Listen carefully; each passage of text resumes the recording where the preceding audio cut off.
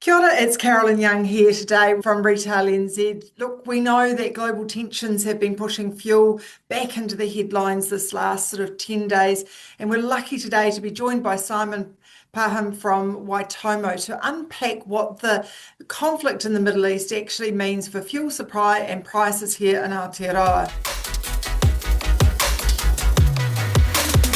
Thank you so much, Simon, for joining us today, and welcome to our webinar. Kia ora, Caroline. Nice to be here.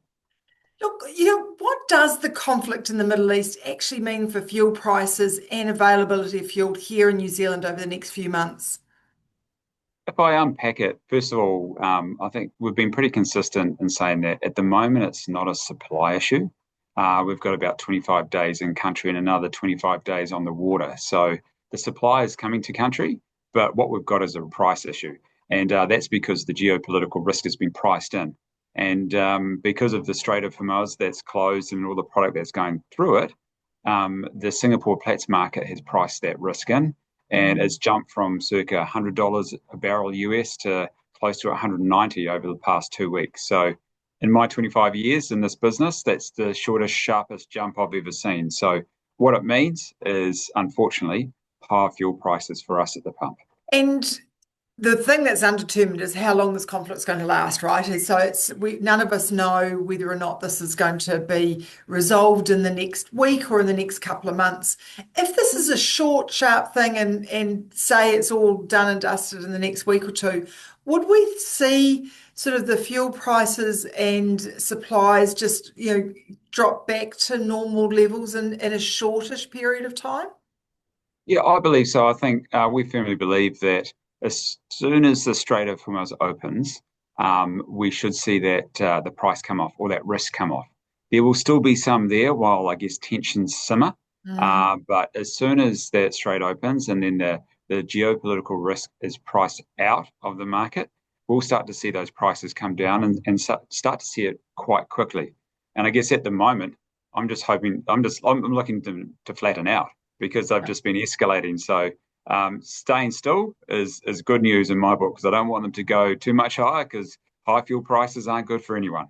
No, absolutely. And so the things we should be looking out for are one that obviously that tensions ease, that the conflict ceases, and that the Strait of Hormuz opens, right? It's not just about the conflict finishing, but we need that strait to be actually open for ships to flow through.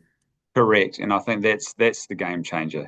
And as soon as it does open, yeah, this should rectify itself reasonably quickly and over the coming months. So how long it is going to last for, I guess we'll just have to leave that to President Trump. But yeah, it's not good globally, and you can sort of see the ramifications across the global market. And then in little old New Zealand, unfortunately, at the bottom of the world, we're totally a Yeah. price taker. So that's where it really hits home for us. Yeah. And so from a retail perspective, for a retail owner in New Zealand, whether you're a one store or a 50 store owner, what advice would you provide or to retail owners about how they plan for the fuel cost volatility right now? Yeah, it depends on, I guess, a couple of things, like what is the fuel input cost to your business? And whether it's are you driving or whether it's a product that you sell that has quite a high fuel cost impact.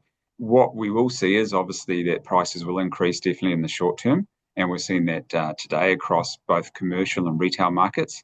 Quite often, what helps us in these situations is transparency, and transparency is our friend, and talking to our customers about it, what's happening, because when you put up the Singapore Platts chart and show how it's just escalated, there's no escaping it. So transparency is our friend here, and understanding those costs, and be mindful that if you have to put them on, just like us as a fuel company, when they come off, you need to take them off as well. And I think that's important for long-term credibility in both your pricing and the products that you sell.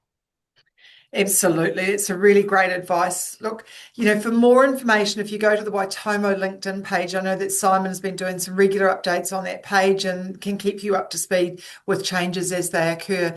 And, look, thank you so much for joining us at short notice today, Simon, and providing our members with really great advice. It's been a pleasure. Thank you.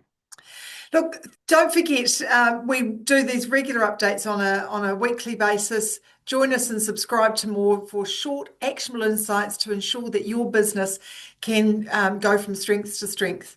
Until next time, ka kite anō. Bye for now.